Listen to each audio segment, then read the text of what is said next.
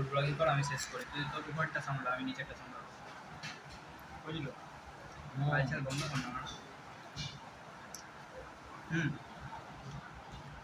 So oily.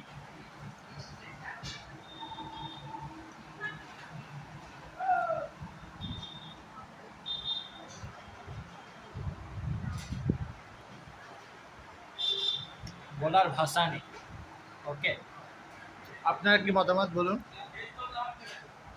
হ্যাঁ বলুন। কিসে লাইভে আসছে? হ্যাঁ? কিসে লাইভে আসছে?